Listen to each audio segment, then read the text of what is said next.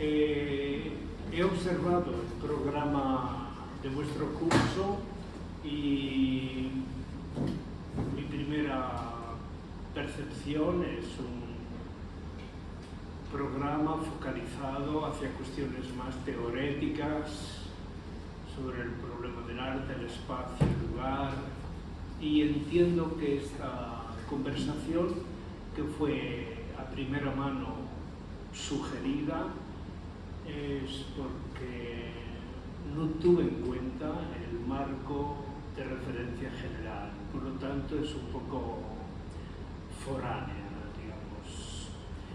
Es una conferencia más una conversación, y quiero que así lo sea, que me acompaña durante un tiempo.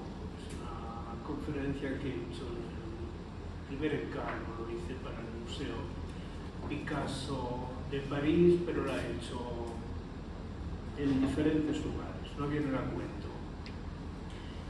Tiene algo de... no es propiamente una reflexión filosófica, y por lo tanto me permito pediros esa tolerancia. Se trata de entrar dentro de este cuadro y ver lo que pasa en la vida de Picasso entre junio de 1906 y septiembre de 1907. Un largo año en la vida de Picasso que dedica de forma obsesiva a la realización de un cuadro que, en primer lugar, es anómalo dentro de lo que sería el formato de su producción hasta esa fecha. Son 243 por 213 centímetros, inédito en su obra, y que luego va a adquirir por su trayectoria una actualidad siempre discutible, siempre problemática, etcétera, etcétera. Una simplificación para contaros. El primero que tiene, comillas, noticias de este cuadro es el mismo Kahnweiler, que era su marchand, era además su galerista, su coleccionista, y en su libro de su cubismo, Caminos del cubismo, lo pone como el ejemplo del primer cubismo, es decir, es un cuadro fundador asociado al nacimiento del cubismo. Años después, una relación que en el caso de Picasso fue más que intensa, es el momento de Breton, que corrige la percepción y las afirmaciones de Kahnweiler y viene a decir que este cuadro es muchísimo más que un experimento precubista, que sería, pues en términos de Breton, texto de 24, dice: c'est le tableau fondateur de l'art du XXe siècle. Le da el carácter de fundador del arte, no de otras cosas, del arte del siglo XX. A partir de ahí, la literatura sobre Le Demoiselle es infinita. Digamos, hoy, si os ponéis a trabajar en este campo, os encontráis con montaña de textos, todos ellos muy significativos. Un gran coleccionista amigo de Picasso, Pierre Bex, hablaba del plus formidable tableau de sexe et de mort, el más formidable cuadro de sexo y muerte. Pierre Bex tiene un libro bellísimo sobre Picasso, a pesar de su pequeño formato, pero es uno de los ensayos extraordinarios. Leo Steiner, otro gran historiador que presta atención fundamental a Picasso, hablará de Le Bordel philosophique. Lo interpreta de una manera, yo creo que retórica, hasta que llegan los momentos más contemporáneos, fundamentalmente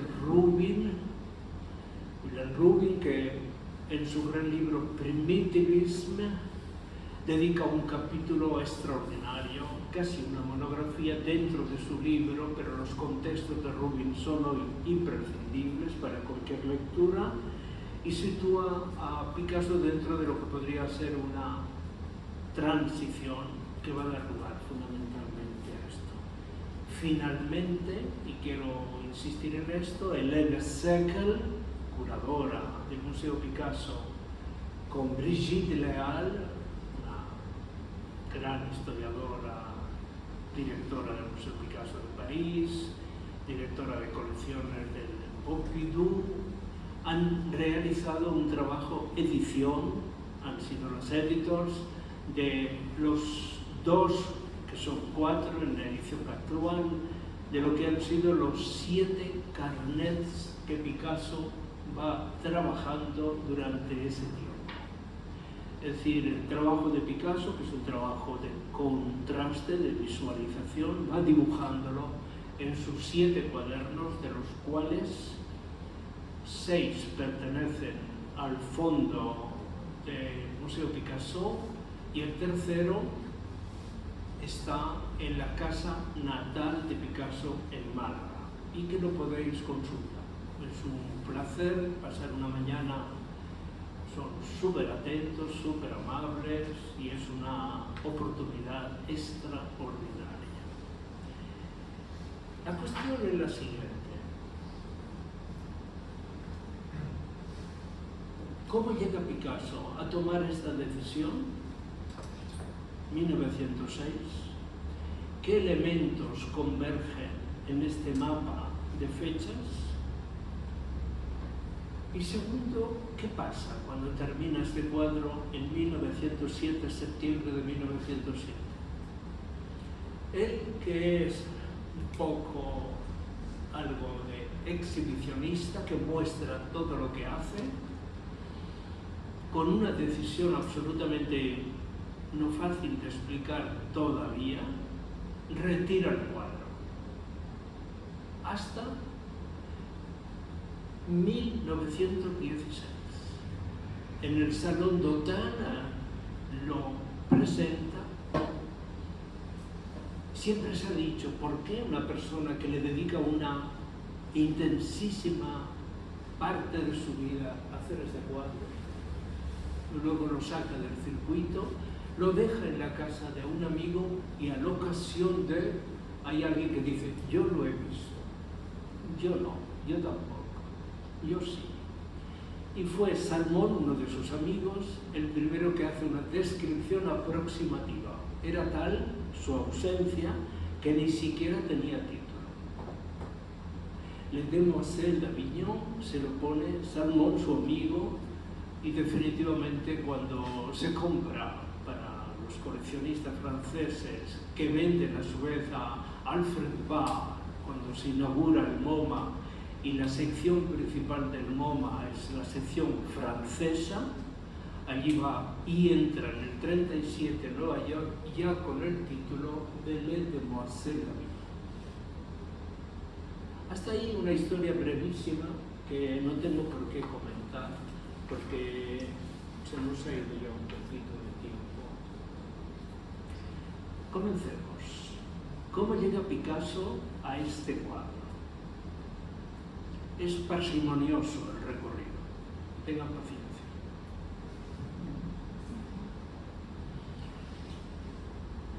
Autorretrato de Picasso antes de dejar Barcelona, camino de París. Estamos ante un trabajo hecho a la maniera de lo que era la pintura catalana de Cases y de Quatre Cats. El grupo de amigos, los Rossignol, los Iturrino, hacen este tipo de trabajo, un retrato fuertemente romantizado, esos fondos azules que funcionan como un repoussoir francés, iluminación desde atrás, el gran blouson marin, típico de la gente relacionada con el mar, y un tono, por llamarlo así, envejecido. Tiene mucha menos edad de lo que parece. pero él se considera a sí mismo ya como un artista construido. El salto a París lo va a hacer durante 4 veces hasta 1904. Primer viaje a París. Llega a París y esta es su respuesta.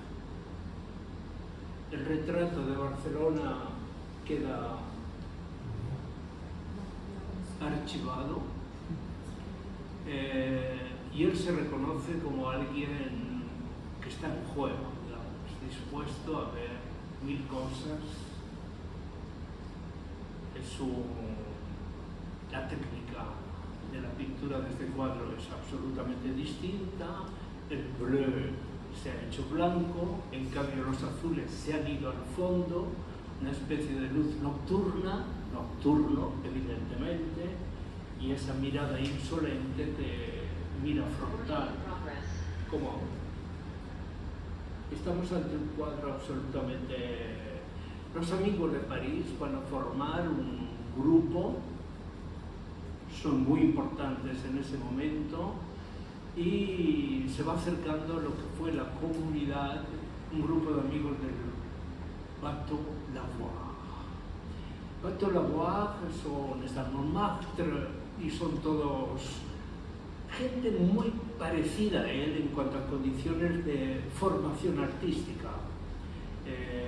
Lo ven todo, lo miran todo, hay un frenesí en esa vida de mirar y cambiar.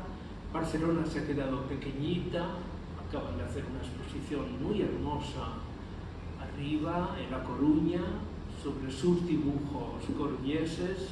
Su padre, pintor y profesor de dibujo en la Escuela de Bellas Artes de A Coruña. Es bellísima la exposición. Y entre otras cosas, pues tenéis recién inaugurada, extraordinariamente bella, la de Picasso escultor, que está en el Museo Picasso de Málaga, extraordinaria exposición con obras que pertenecen a la familia de Picasso y a obras de Picasso que estuvieron conservadas en cajas, hasta ahora algunas se han abierto por primera vez. La ha hecho Carmen Jiménez y es espectacular. El otro día acompañé a los becarios de la residencia de estudiantes al Prado y también pude ver la última exposición que ha hecho también Carmen, Picasso y el Greco, exposición que viene de Basilea, se hizo primero en Basilea y ahora la podéis ver en el Prado. ¿Qué pinta Picasso en estas fechas? Esto.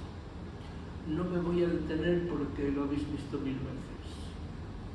Picasso, de lo que se ha llamado época azul, no va a ninguna parte a utilizar esta clasificación de época bleu y época rosa.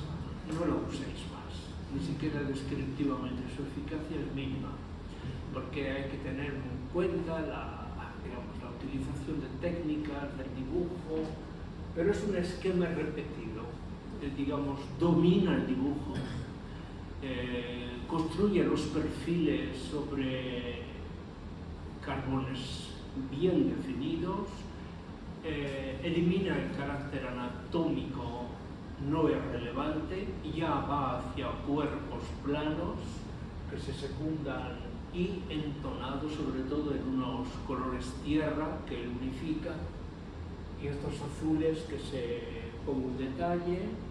Estamos con este trabajo que está en Cleveland, y una serie que os quiero mostrar, por ejemplo, la pieza del Guggenheim. Esta línea la produce el déficit del ordenador, prescindan de ella, pero no podemos evitar. No es mi caso, digamos. Lo que ocurre dentro de las series que llamamos de 1903, las intensidades son casi siempre domésticas y están asociadas a una ética del arte que dominó en el grupo de Cases, el gran pintor catalán, que trabajó muy cerca de lo que fue la pintura social, los casos, la representación de la gente pobre fue un continuo en sus preferencias. Esta pieza pertenece al Guggenheim, como veis, dibujadísima. Me molesta esa línea. Se ha ido. Aquí tenéis la maravillosa Madeleine, es un retrato inglés. Este cuadro tiene también un dibujo bellísimo, carbón suelto, que dibuja un poco como algunos retratos que hacía Munch también, es preciosa. Es modelo, es amante, son circunstancias que no tienen ninguna relevancia sobre quién era y qué hacía. Hablamos del cuadro. Entonces, es un modelo muchísimo más sofisticado. Es como si él entendiera que puede hacer otras cosas. Y lo podéis ver todavía más en ese perfil extraordinario, su portrait más que bello, digamos. Tiene esa sutileza, ese flu que se va, que viene, que... Yo soy entusiasta de este retrato. O, digamos, en un regreso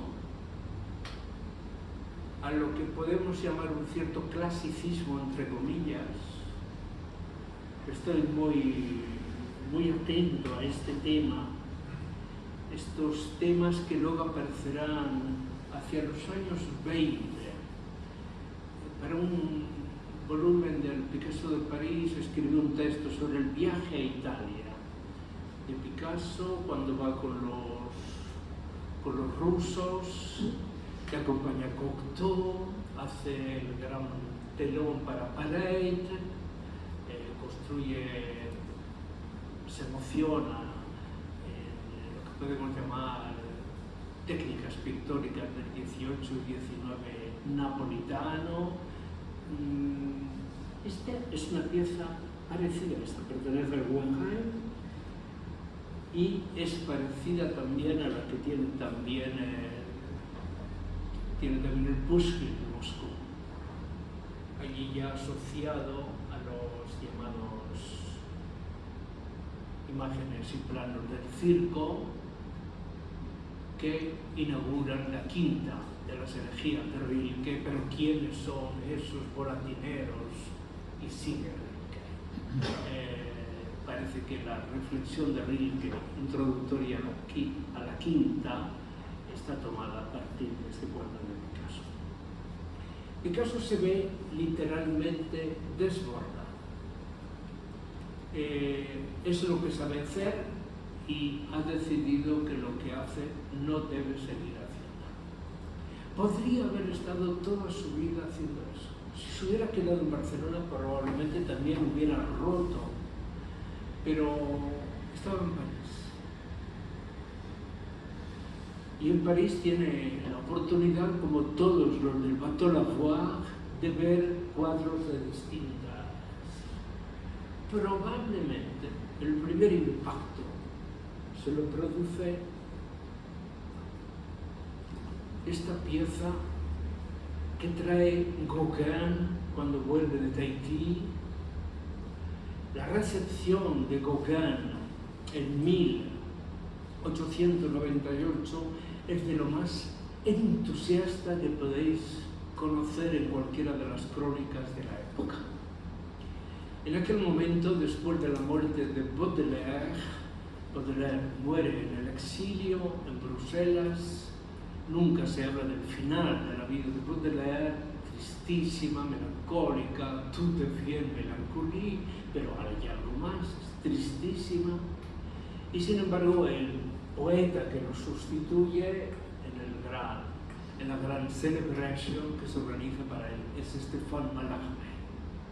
Mallarmé es un hermético, es un simbolista, y en la Rue Rome, si subís a la estación Saint-Lazare, bajáis por la Rue Rome y el número 32 a mano derecha, ahí estaba en el gran salón de Mallarmé. Y en el gran salón de Mallarmé, que asisten Le Tout Paris de la alta poesía, de la alta cultura, la recepción fundamental es la de Gauguin. Y Gauguin un día llega con el Ovidi, esta pieza primitiva, vamos a llamar, totémica, que está en el Musée Orsay, en la planta primera del Orsay, allí la tenéis, y quedó entronizada en el Salón Mallarmé hasta el comienzo de la guerra. Todos hablan del Ovidi. En aquel momento, este elemento primitivo, organizado ya por la pieza que trae Rodin se hace el famoso autorretrato vestido de romano con túnica blanca, corte de pelo, no el que siempre se hace en sus cuadros de taitismo romano estricto, muy... a partir de ahora, dice en una carta, aprenderéis de mis ideas, no de mis cuadros. Seguimos hablando también de sus cuadros y no somos tan conocedores de sus ideas, porque tampoco fue muy prolijo en este tema. Pero aquí ocurre algo fundamental. En el Bateau Lavoir, los artistas se dividen, lo comentábamos ahora con María Ángeles y José María, se hablaba de una cosa: los que habían estado en el appartement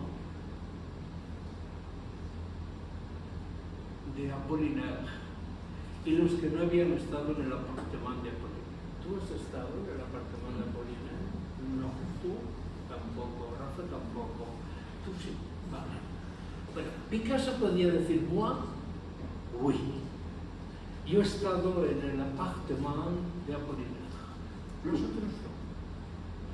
Y eso marcaba un trazo, una línea roja significativa.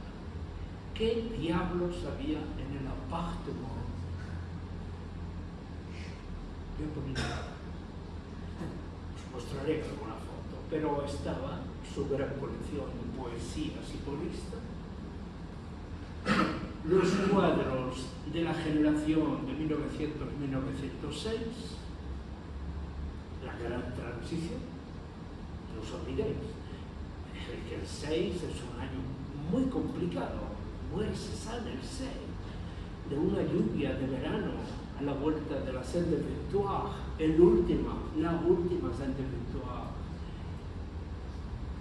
Picasso, por Cézanne, tuvo verdadera pasión. Siempre que le hacían una pregunta incómoda, decía, esa pregunta hacérsela a Cézanne, él es el responsable de todo. Todo era para Cézanne. No, Cézanne era el maestro. Claro que lo es, ¿cómo no lo haces? Y el 6 muere y el 7, el Gran Palais, le hace la gran exposición. Hay una foto bellísima de Rilke haciendo cola para entrar en el Gran Palais para ver la exposición Cézanne. Pero lo que hay en el apartamento Apollinaire, además de esos cuadros, hay una serie de tótems africanos que pintan ahí. Esos tótems africanos. Una cosa es el Ovidi como un extrañísimo visitante, pero que Apollinaire, el gran teórico, a partir de ese momento, Le Cahiers de l'Art, quien escribe, quien tiene autoridad, el crítico por referencia. Proust estuvo escribiendo hasta el año 20, muere el 22, Proust, y estuvo escribiendo hasta el último día. La última cosa que escribió fue su visita a la exposición, fue la última, la exposición de arte holandés en Tullerías. Yo acabo de escribir una nota sobre los mundos de Vermeer que sale en Le Monde Diplomatique del mes de julio, si lo queréis ver. Poco qué significa, y parto precisamente de las impresiones que tuvo Proust visitando esa exposición. Atentos ahora, ¿qué ve Picasso? No, antes de poder hablar de qué pinta, es qué ve Picasso. Estamos en los proemios del 5 hasta el 6. ¿Qué ve Picasso? Ve, por ejemplo, esto.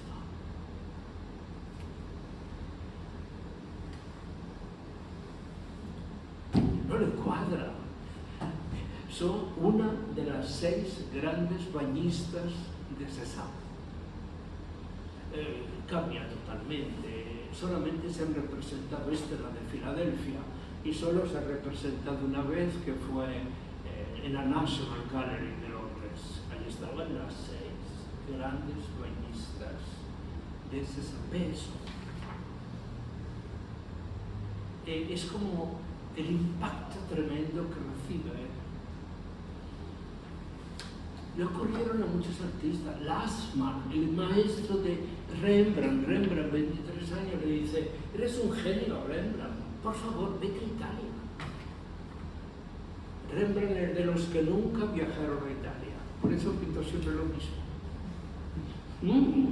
Mira que me apasiona Rembrandt, pero no tuvo el choque de haber visto Venecia o Firenze o Roma o el sur o la arqueología. ¿Qué hace? Él visualiza otra forma de composición, esos cuerpos en azules. El azul es siempre el color de la distancia, siempre el maravilloso texto sobre el azul de los poetas y poetas alemanes, su visión, el cuadro en su propia dimensión. Los torsos de estas mujeres tienen algo de Ingres. Ingres será otro capítulo, pero no es el momento de hablar. Otro amigo suyo, estas bañistas, pero de Dejen. Lamento mucho que las diapositivas tienen una calidad extraordinaria y puñeteramente se están viendo mal. Pero es que eso me irrita, que no se pueden ver así, digamos, porque es un trabajo muy... No se puede presentar este tipo de calidad en una exposición y yo no me hago responsable de toda situación, amigas. Dejad, pero vosotros aceptáis la situación, ¿vale? Entonces puedo seguir. Aparece otro Dejen, que es otro discurso, otro lenguaje. Son eso que pronto los bateaux Lavoie llamarán: ce sont les fauves, son les fauves.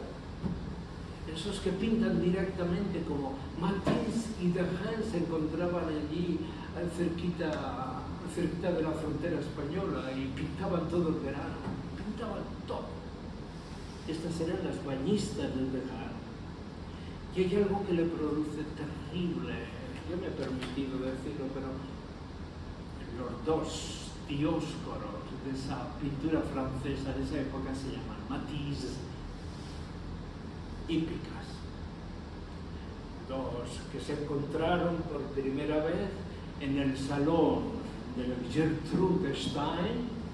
Se conocieron: bonjour, monsieur Matisse, bonjour, monsieur Picasso, pero sabían que entre los dos había un antagonismo latente muy complicado. Terminarán Cambay resolviendo el contencioso diciendo Matisse, couleur, Picasso, forma. No resolvió nada. Eso es una forma, llamaremos, expeditiva de resolver el contencioso. Pero Picasso sí que ve esta cosa de Matisse y le irrita tremendamente. Esto le irrita tremendamente. Y ve también esto, esta especie de pastoral. Ve esto. Esa especie de pintura feliz. Y otra versión. Y finalmente, paso rápidamente por tiempos, y finalmente este cuadro extraordinario que es La Joie de Vivre. Picasso, cuando lo vio, dicen algunos que dijo: merde, tu verras, te vas a enterar. No, seguro que es apócrifo esta sanción, pero es lo que profundiza el antagonismo de Picasso. El doctor Barnes, que fue el que formó la gran colección de Filadelfia, tuvo un deseo: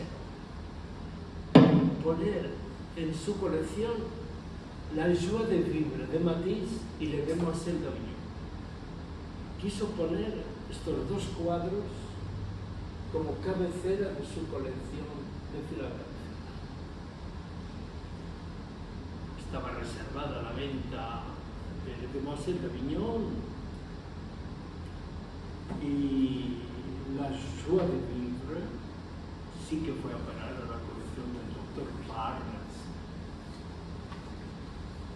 Los dos, Picasso y Matisse, entran en profunda crisis.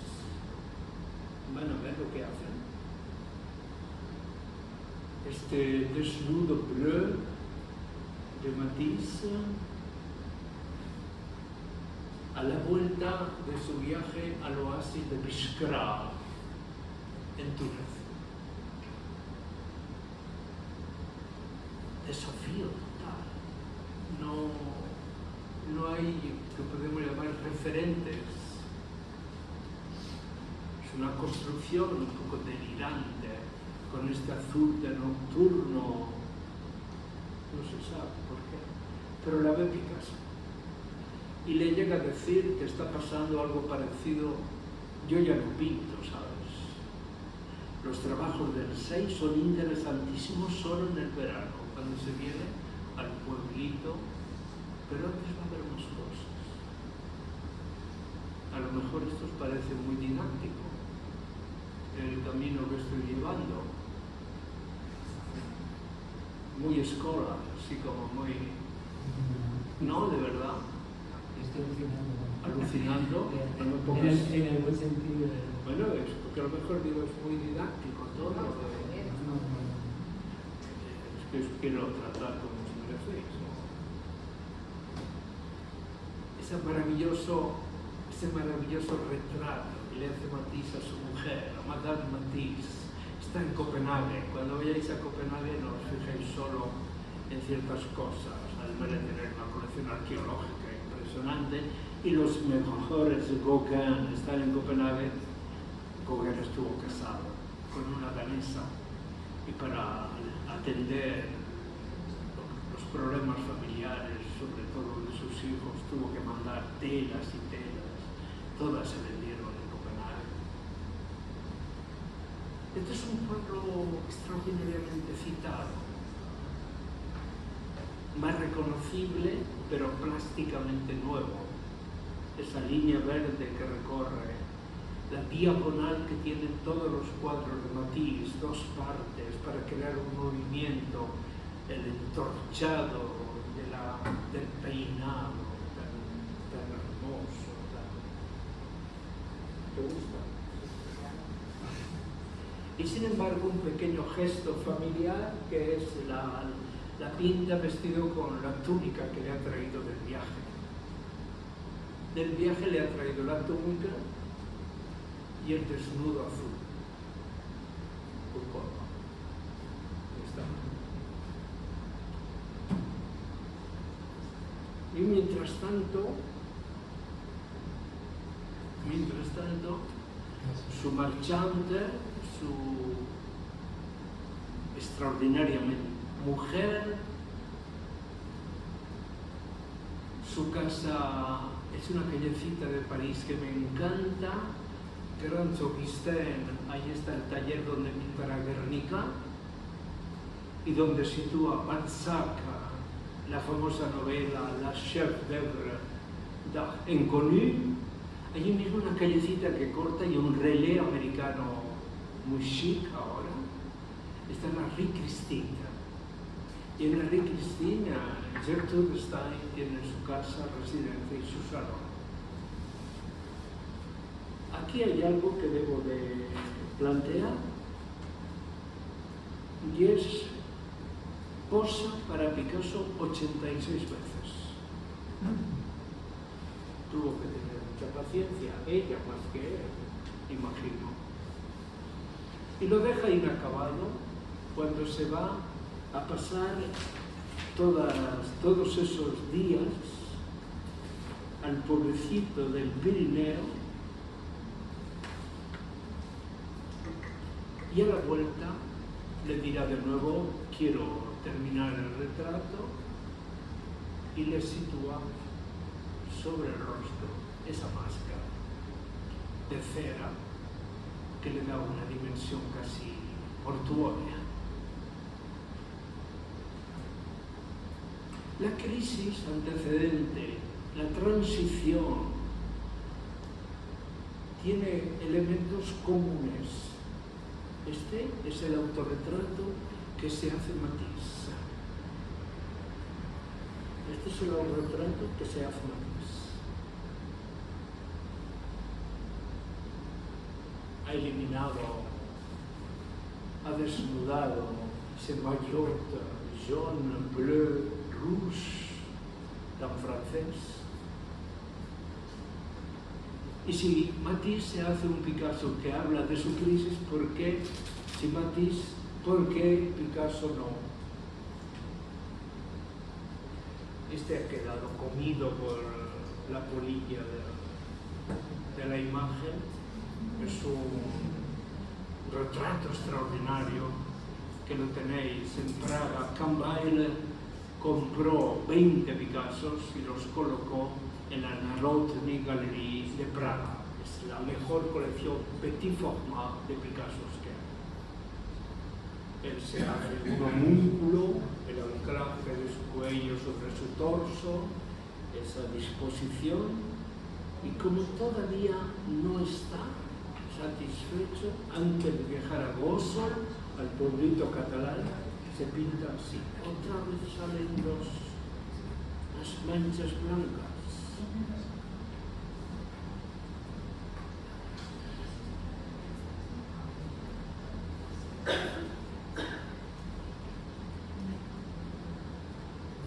Mientras tanto, a partir del 6, ya estamos en el comienzo del 6, se produce como una revelación. En el Louvre se presenta una exposición de arte ibero. Son las excavaciones del Cerro de los Ángeles entre Albacete y Jaén. Y se queda absolutamente fascinado. Un desarrollo del naturalismo. Mirad esas cabezas. Normalmente, cuando se habla del primitivismo de Picasso, la secuencia pasa siempre por el arte africano. Pero hay que tener en cuenta que al mismo tiempo, allí está el Ovidi de Gauguin, se ha encontrado con estas piezas extraordinarias del Cerro de los Ángeles que están expuestas hace 2 años, ya 3. La Fundación Botín de Santander hizo una exposición colosal y ruinosa, no la vio nadie, por la pandemia de Picasso y el arte ibero. Espectacular exposición, espectacular. Es lo que ve Picasso, y lo que tenéis que pensar es qué incidencia va a tener en su obra. Dejemos flotando esas preguntas. Ana, esta otra cabeza, con su...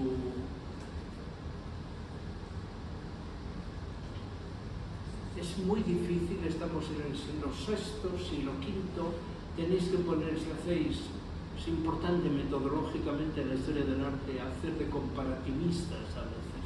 En la misma época se están tallando los primeros cowboys griegos. Y aquí de una manera aparecen estas cabezas. La época argárica trae otros significados. No tenemos que guardar tanto silencio sobre nuestra prehistoria. Hay que nadar en esta prehistoria. Las piezas en Málaga, en el museo, hay piezas de arqueología muy importantes. Las piezas de Jaén son extraordinarias, pero pésimamente presentadas. O se toma en serio la filología, hay que ir a Aix-en-Provence, hay que ir a Bonn. Bonn, fijaros Bonn, ¿dónde está? Tiene el modelo como se debe presentar la arqueología. Mientras tanto, el Museo de Atenas. Otro más.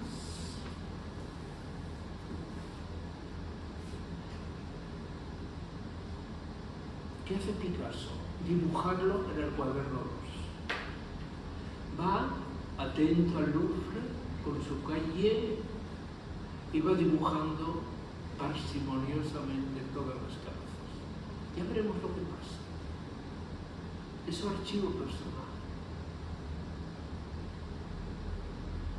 O cuando se presentan estas estelas de la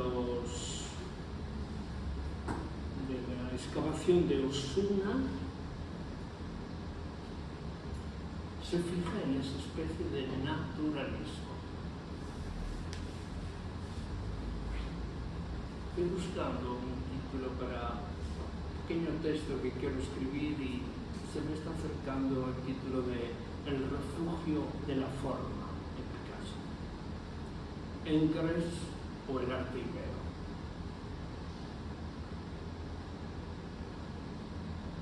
Mientras va al Louvre por la mañana, ¿a dónde va el resto del día? A Trocadero. Y en el Musée de l'Homme, el Musée Ethnographique, comienza a ver lo que más le impacta. Máscaras africanas. Él no es un antropólogo. Tiene un gran amigo que se llama Michel Eigil, un grande intelectual francés del Partido Comunista Francés, el que escribe el mejor libro sobre Matisse, Henri Matisse, un roman, conversaciones larguísimas con Matisse en sus últimos años en Niza, cada vez más melancólico, más triste, más. Ese gran libro es el mejor libro que se ha escrito. Eigil escribe el otro gran libro, Le Fantôme Afrique, el fantasma africano, de una gran expedición que va de Dakar a Djibouti, casi 2 años de viaje, una locura de pretextos. Lo tradujo al castellano, es un libro de 700 páginas, está ahí. Le Fantôme Afrique, un grupo de amigos. Cada año hemos hecho durante 12 etapas en todo terreno, desde Dakar casi a Djibouti, hasta Jartum llegamos. Paso a paso, como libro de guía, Le Fantôme Afrique. Toda la tradición. Hoy sería imposible hacer ese viaje. Además de tener un coste físico muy alto, los riesgos son. Zaire, dibujadas todas por Picasso. Dame de la Côte d'Ivoire, Congo, todas están llenas de polvo. Zaire, Gabón, raro. Columbia Británica,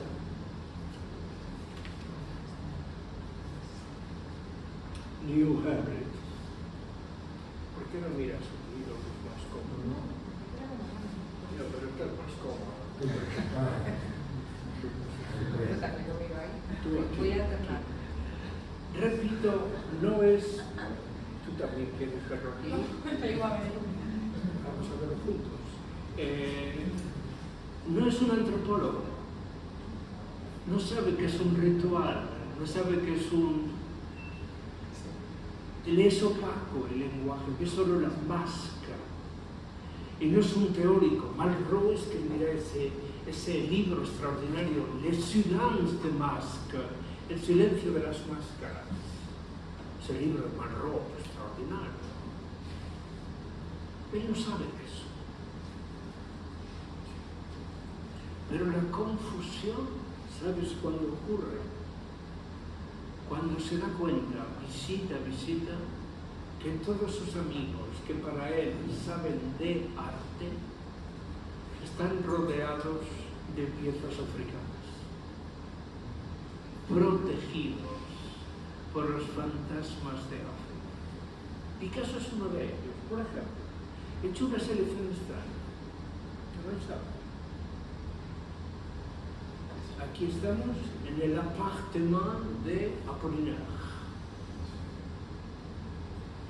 El que está en el centro, Apollinaire lo llama Yomba, y se habla de Yomba, Yomba con mucha familiaridad. Yomba es alguien de la familia, ¿sabes? Yomba. Cuando Apollinaire se va al Boulevard Clichy, cambia de totem. Y voilà. Apollinaire, ya por decirlo así, un señor. ¿Cuántos golpes ha dado Picasso para decir por qué Apollinaire, que ha sido mi protector, el más fiel, nunca ha dicho una sola palabra sobre debemos hacer la vida? Si él retira el cuadro, es que Apollinaire ha guardado un silencio, para Picasso, injusto. Como decía, el silencio de Duchamp es largo, pues el silencio de Apollinaire respecto a Picasso, le debemos hacer es todavía más largo. Su gran amigo, Braque. Mirad cómo es el salón de Braque. Mirad Braque.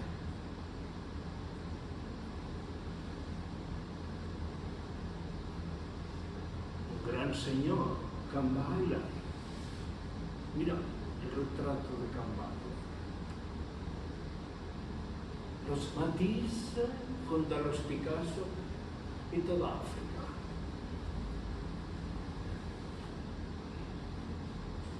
Quedé muy sorprendido en la Guy Bourbon, los Egipcios, los herederos de Matisse, cuando hice la exposición de Matisse y la Alhambra, la colección que tenía el viejo Matisse de máscaras americanas. Mas Jacob, uno de los intelectuales judíos más fieles a Picasso siempre, discretísimo. En su salón, frecuentadísimo por Picasso, esas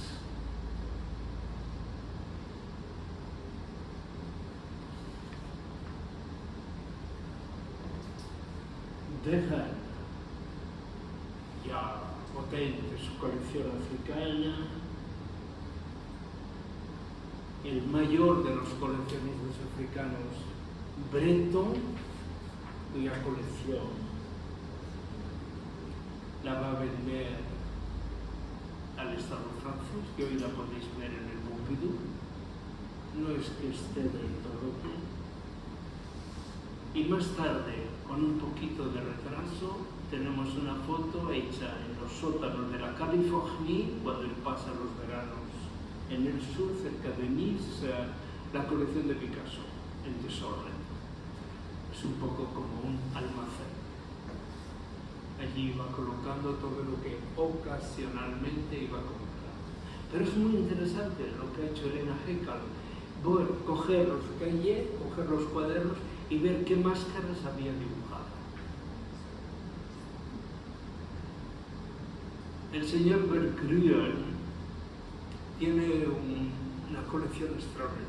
Quiso vender su colección a España, pero al final la depositó en Berlín. Primero en Charlottenburg y ahora está en el Neues Museum. Picasso se ha ido formando ha visto a Cézanne, ha visto a Perrin, ha ido viendo el Olivide, ha ido viendo todo y el silencio está sobre... ¿Qué hago con todo esto? Ha visto el arte ibero, las estelas de Osuna, los cerros de Los Ángeles, lo ha visto todo. Y se encuentra con un impasse tremendo. y aparece mágicamente, no hay otra explicación, en 1905,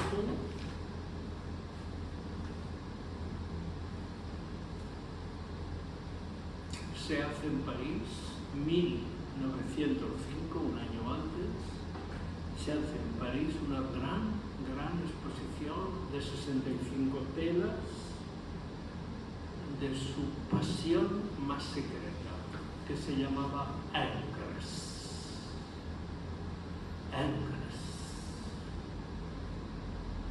Y Jean Clair, director del Museo Picasso, cometió una grandísima traición. En el escritorio de Picasso había un tiroir, un cajón, donde bajo doble llave Picasso guardaba una cajita, y dentro de la cajita cuántas postales había podido recoger de obras de Ingres. Le fascina Ingres. Y acude a Ingres para encontrar una posible solución a lo que ya ha visto, pero todavía no tiene forma. El tema es dar forma, esa es la cuestión. Y si algún cuadro es el cuadro, este es el gran baño turco de Ingres. Lo pinta cuando ya Ingres tiene 83 años. Tarda 12 años. Ha sido becario del gobierno francés, ha sido director de la residencia de la Academia Francesa y tiene que entregar un cuadro al gobierno francés. Y pinta el gran baño turco.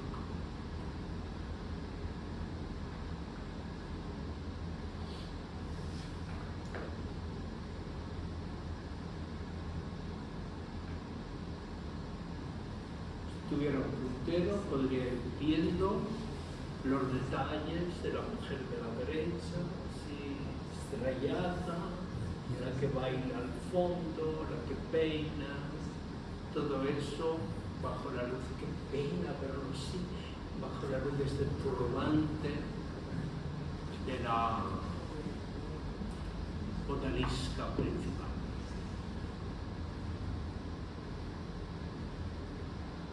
En aquel momento se toma, siempre lo digo, lo podéis hacer. Conozco mucho a la conservadora de dibujos italianos, de Louvre, pero si escribís a Louvre y le decís, me gustaría ver los dibujos preparatorios para la gran odalisca del año 27 y 28. Cuando me llega vuestra carta al Louvre, al reparto de dibujo, dice, ¿cómo se llama esta señora? Margot. Margot. Entonces dice, ¿y quién será Margot? Buscan a Margot. Dice, pues no consta en el registro de los ingresianos. ¿Y cuándo viene? Dice que viene el 27 de agosto. Qué mala fecha, ¿no? 27 de agosto. Pues el protocolo les obliga. Tú tendrás los cuadernos de Ingres encima de una mesa y unos guantes blancos para ponerlos. Picasso vería, por ejemplo, esto. Tus dibujos de Ingres preparatorios para la gran odalisca. Las rayas me ponen nervioso, ¿sabes? Es una... Y no podemos hacer nada. Yo creo que está en la propia diapositiva. Pero aquí están bien. Sí, aquí están bien. Salen algunas de las Os presento solo, tened paciencia, vamos, y es un largo camino. ¿Las odaliscas de quién eran? ¿Perdón? Ingres. Ah, perdón, vale. La gran odalisca es de Ingres. Ingres.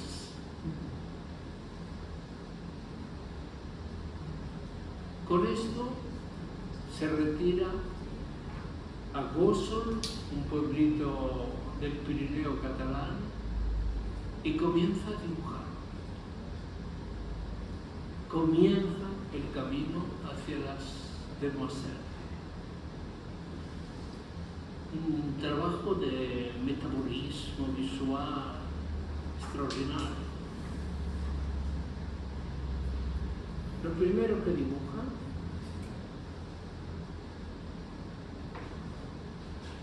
y le pone como título el harem. Ingres ha dibujado, ha pintado la gran odalisca como en un gran serrallo, un gran harem, y él pinta esto. Está en Cleveland. Esta serie está en Cleveland. No tengo tiempo así de entrar en el detalle, pero es apasionante ver cómo se produce un desnudo, se apoya en sus dibujos, los dibujos son ingresianos, abajo, a la derecha, el gran eunuco, y quizás usando algo como, podemos llamar así, típico, está con un porrón en la mano, evidentemente es un porrón catalán, un rosé, tomado allí y un poco de butifarra para aliviar la tarde. Cuando habéis visto esta secularización del eunuco hecho con tanta gallardía como esta, ¿os ha visto nunca? Señor que está cómodo, se sienta fornido, contempla las dos mujeres desnudas. Esta serie que tuvimos ocasión de ver allí en la exposición de Orsay, última vez. Estos desnudos que se multiplican. Qué faena esto, oye. Pues como se me fastidie, os lo digo. Lo quieres a ti también. Es simpática. Si se te ha fastidiado eso, Aquí tenéis otro de los bocetos que a lo mejor un día dicen, no hay todavía la idea de Le Demoiselle, no se sabe cómo será Le Demoiselle. Ha aparecido Ingres y Ingres ha sugerido estos bocetos, estudios.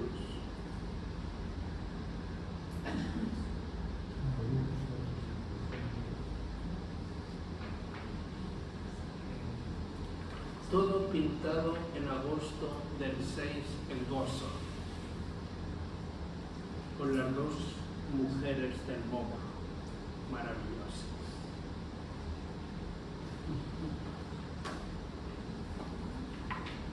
Termina el verano, llama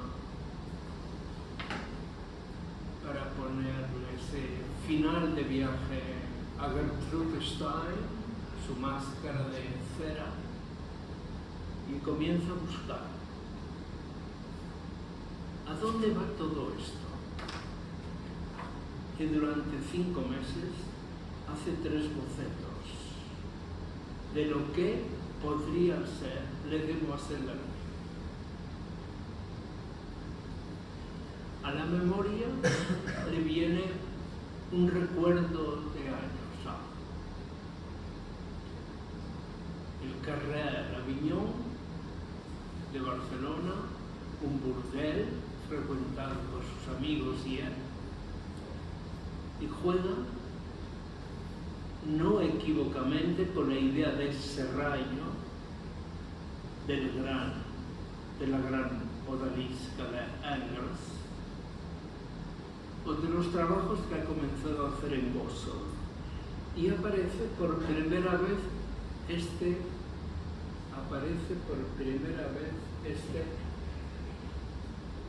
boceto. Y ya es el primer aviso de lo que van a ser Le Demoiselle d'Oignon. Este está en Basilea. Hay hombres y mujeres. Al final solo habrá mujeres. Ya hay un elemento que permanecerá. Se le da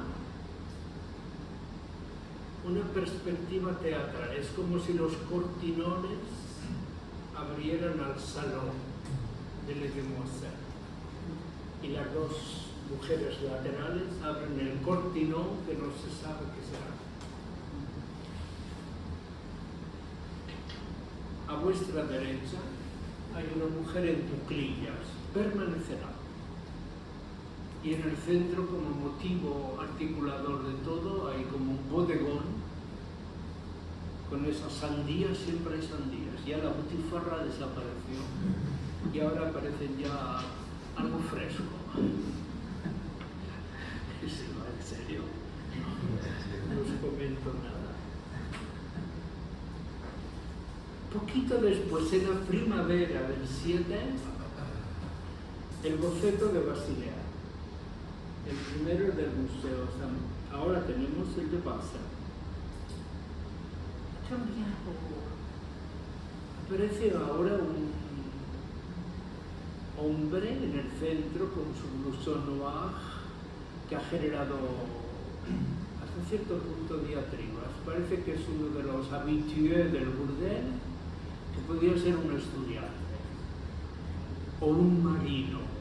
Y aquí a vuestra izquierda tenéis un monsieur, un señor, que puede ser hasta un inspector de sanidad. Os ha dicho de todo. Pero lo que ya aparece una mujer con los brazos en alto, una mujer vuestra derecha de cuclillas, y finalmente, un mes después, mayo del 7, y está en Filadelfia, aparece. Teresa, ¿quieres ver algo? ¿Te ha llamado la atención algo? Bueno, creo que vais a tener trabajo para seguir viendo Les Demoiselles. Y aquí tenemos finalmente el boceto tercero que está en Filadelfia, donde ya está resuelto casi todo el cuadro. Está resuelto un elemento que es el cromático, el color. Va a haber un color neutro. Las figuras ocuparán los 243 centímetros. Todo no habrá nada. Se mantendrán los cortinones y tendrá la dimensión del teatro que exige siempre la perspectiva del espectador. Habrá alguien que mira y alguien que es visto. Es el ritual de todo tipo de relación visual, si el espectáculo es más. Y ahora comienza, ya voy terminando, comienza un trabajo de ¿y qué rostro tendrán las Demoiselles? Esto es delicado. En la memoria borrosa mantengo alguna imagen, pero no. Por ejemplo, ¿qué os parece? No está mal. Es de la colección Berkeley, está en Berlín. No está mal, pero muy, digamos que muy tímida. Otra, porque muchos estáis mirándome en plan serio, que no me miréis serio, que me descorazona un poco, te hace un gran esfuerzo.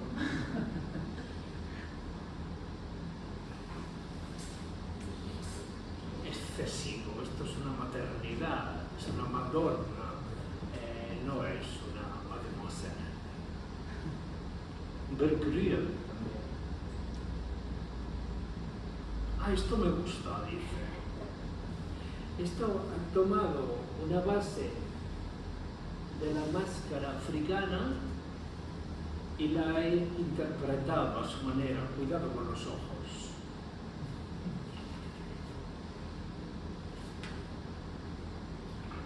Y son 32 los estudios previos. yo he elegido 7. No, es que trabaja mucho. Picasso es un obsesivo. Trabaja hasta que, como tú, igual, trabajar. Esta sí. Esta será una del cortinón de la izquierda. ¿De acuerdo?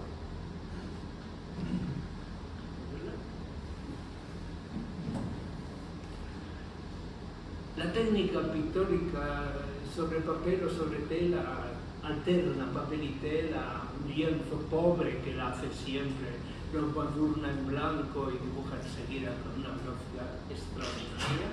O si queréis más todavía, voilà.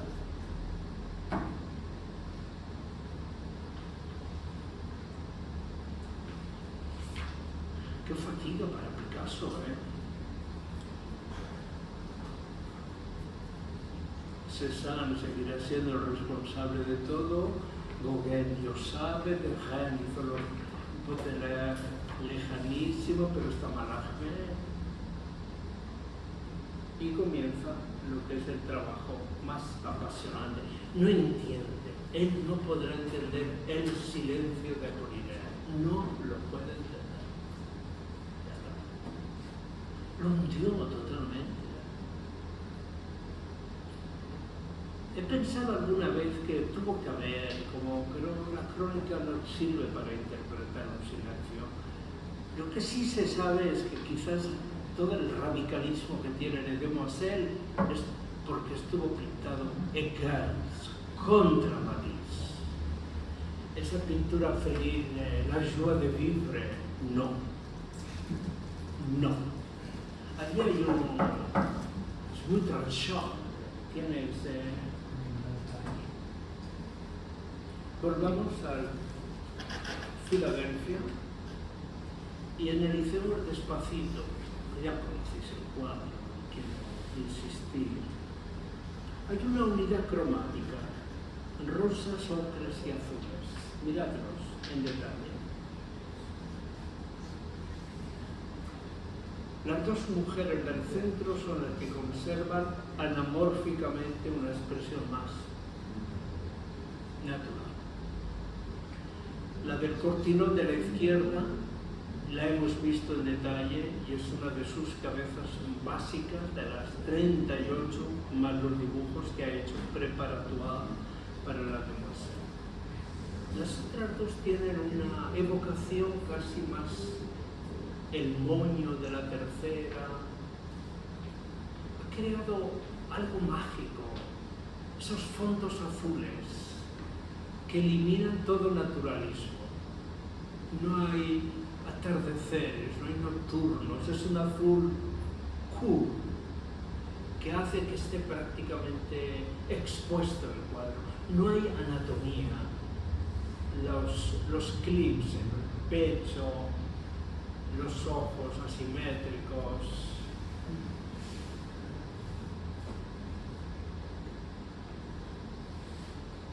Ver el detalle del trazado, de la línea,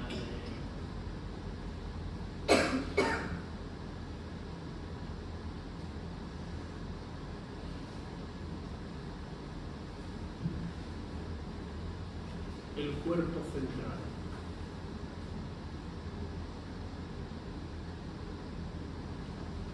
Hay como una suplencia del movimiento del... Es que es un cuadro de formato, los 237 o 240, esos azules geometrizados que dan un movimiento a la tela, que dan una tensión horizontal también, y luego una tensión de profundidad. El azul paraliza el espacio. Lo veis también en este último o penúltimo, la segunda mujer abriendo el cortinón. Pasen y vean, mirad cómo ha resuelto su torso.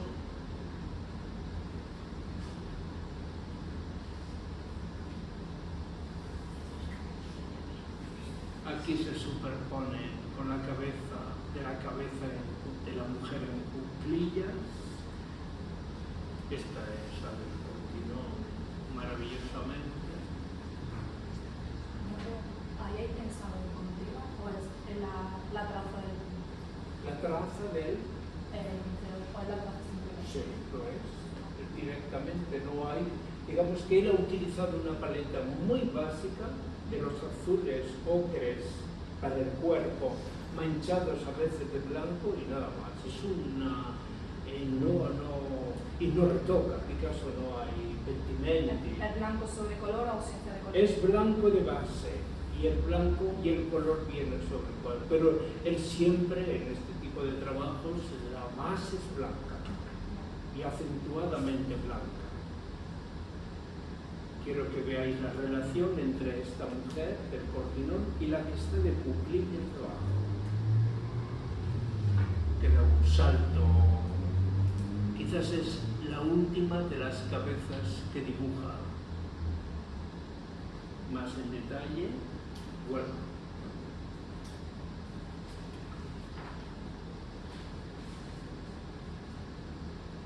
Final de viaje.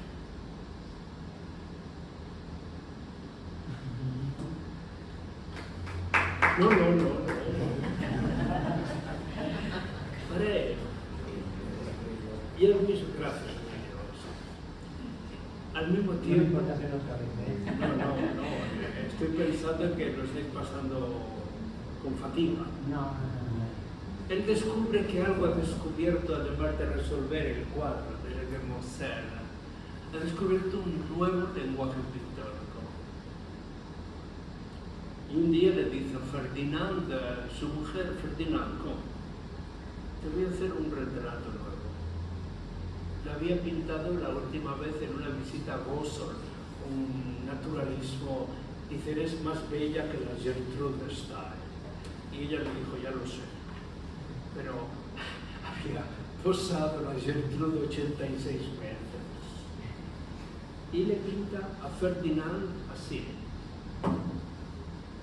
Kahnweiler tiene razón, así nació el cubismo.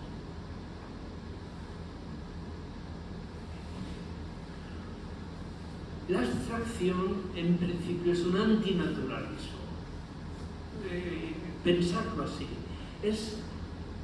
Y el antinaturalismo en la medida en que hay una renuncia a la apariencia. Venimos de una tradición visual, impresionismo incluido, donde amamos la apariencia. C'est fini avec l'apparence. C'est fini avec la tonalidad musical, que decíamos esta mañana escuchando el Tristan. C'est fini avec la tonalidad. No hay que amar las apariencias. Musi lo dirá en un manifiesto extraordinario. Detalle.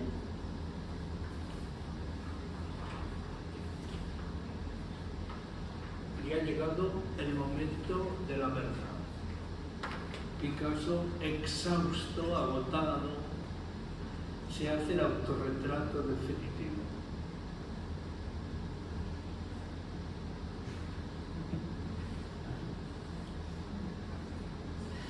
También en Praga. Lo compró Kahnweiler y lo dejó en la Narodny de Praga. Al final, voilà, así termina esta historia. Pero él dice, yo también soy un gran pintor. Hay una frase fantástica que él escribe. Dice, j'étais un peintre. Yo era un pintor. Et je suis devenu Picasso. Y me he convertido en Picasso. Ya no sé lo que soy, pero j'étais un peintre. Era un pintor.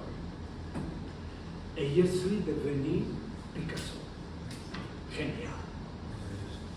Y dice, yo también soy un pintor. Y se hace al estilo a la manera de sus amigos rodeados de toteros africanos. Él se pinta, y aquí no hay maquillaje. Mirad el rostro de Picasso, maravilloso, con 24 años. ¿Qué ha hecho Picasso con esto? Construir Eso que decía en 1924 Breton, le Demoiselles, c'est le tableau fondateur de l'art du XXe siècle. Es el cuadro fundador del arte del siglo XX. Y entra en una genealogía. Este montaje es fantástico.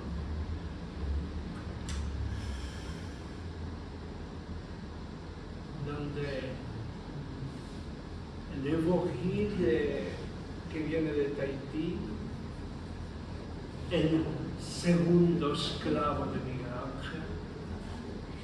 ¿Por qué hay dos esclavos en el Louvre? Fueron regalados a Francisco I por un noble de Milán, que lo compró para el rey, y el rey, que vivía en Blois, fue el que recibió a Leonardo durante los últimos 20 años de la vida de Leonardo.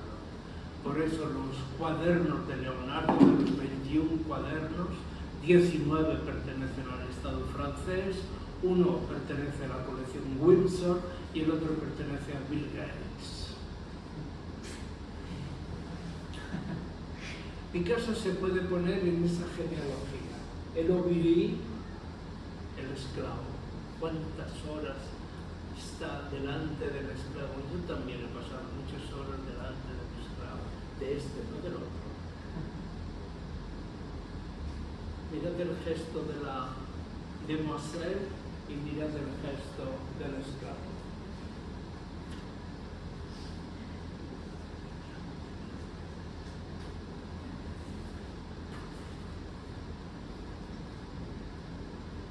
Merci. Muchas gracias.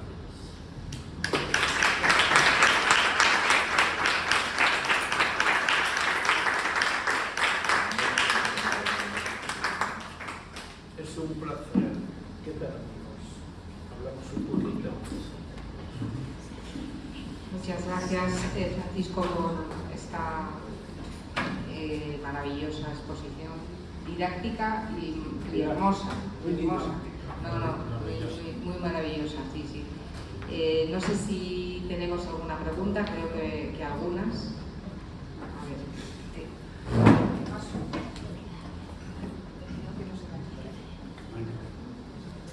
Pero bueno, yo que más, bueno, muchísimas gracias, agradecido.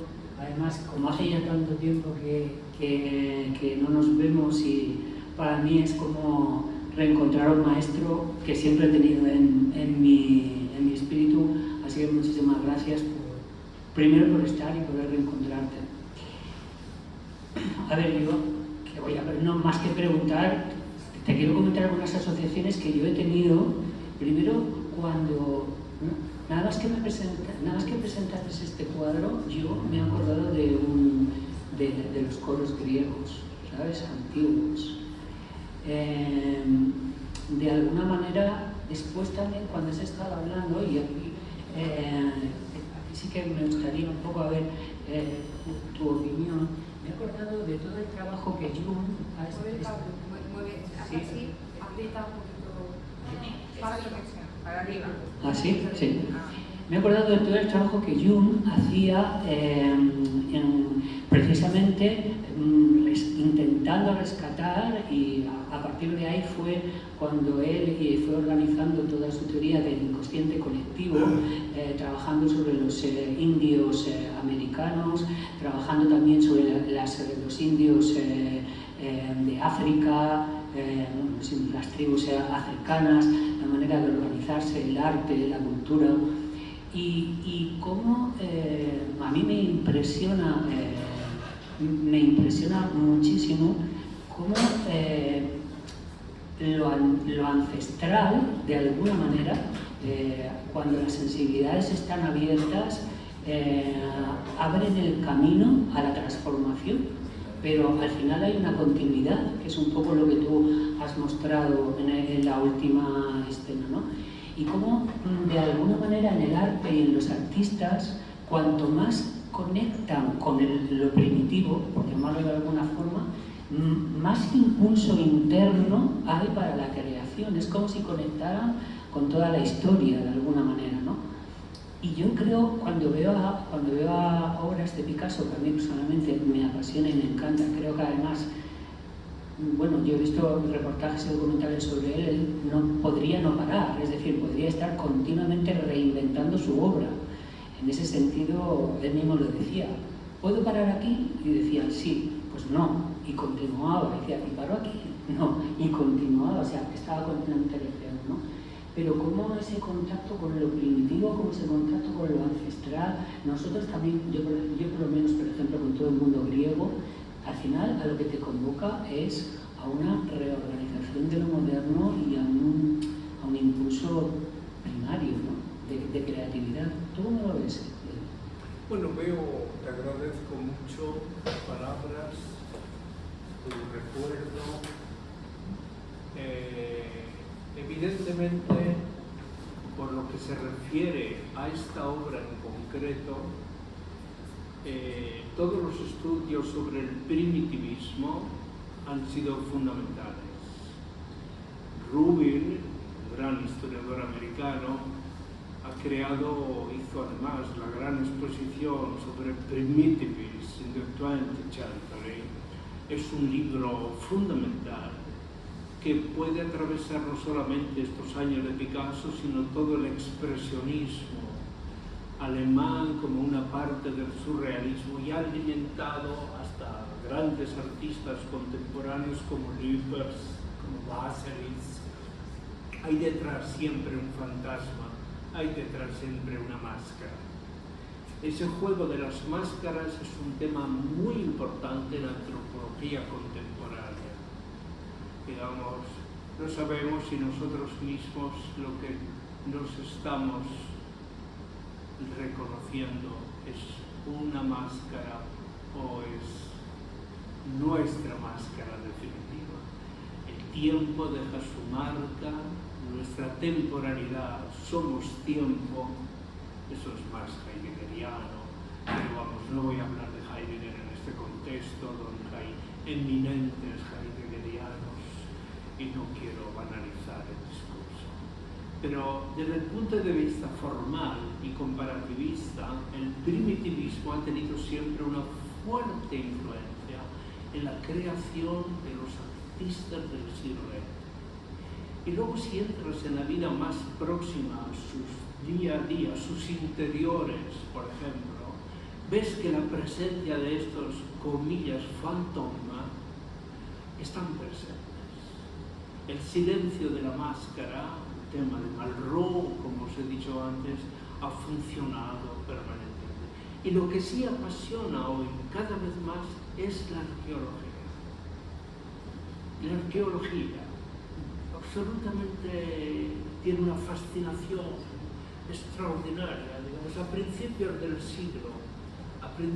siglo XX se distribuye la geografía de los grandes yacimientos. Schliemann se queda con Troya, Evans se queda con Micenas, Garrett se queda con Asurbanipal, Nínive. Hoy de todos los arqueólogos, los más snobs son los asirólogos. Son pocos, son 32 creo, porque para entrar en el club de la asirología ya hay 2 japoneses además ahora. Hace poco en el Collège de France se presentó un libro sobre el Palacio de Nínive, hecho por un gran asirólogo, 32 años excavando Nínive. Y no es que hiciera un libro más sino el libro sobre el palacio de Asurbanipal. Se tomó una coupe de champagne en el hall y luego nos fuimos a su apartamento de París, que una persona que era absoluta eminencia en el campo vivía en un apartamento de alquiler que entre sus libros, las botellas de champán y los 32 asirólogos no se podía ni mover uno para nada. Y yo le pregunté, ¿y ahora que has hecho todo este trabajo, sus manos analíticas, terriblemente, dice Paco, maintenant, en este momento me dedico de cuerpo y alma a Milton. Me quiero ir en buena compañía. Aquella semana me llega a mi casa de Murcia un DHL con 170 páginas manuscritas sobre Milton. Al mes se muere. Y me dijo su mujer, antes me dijo, dile a Paco que ese manuscrito no se publique nunca. ¿Qué recuperaba él en esa tradición Asurbanipal, la casa de Darío, todos aquellos mundos maravillosos? ¿Qué hay en la boca de la puerta de Micenas que hemos visto tan impresionantemente? ¿Qué ha ocurrido en Micenas? Ahora que se ha hecho en el Troyes Museum 850 piezas del fondo de Schliemann, que fue el descubridor de Troya y de la máscara de Agamenón, y que fue cortando a tajo las murallas para llegar a la supuesta lugar donde estaba esa máscara de Agamenón, oro, impresionante. ¿Qué queda de ese tiempo? Todo. Todo. Nos visita con la música de su tiempo. Es un placer estar con vosotros y espero que no paséis mucho calor. Hemos pasado calor, pero no nos hemos quejado. No hay que tener fuera. ¿Tenemos alguna pregunta más? No hay más.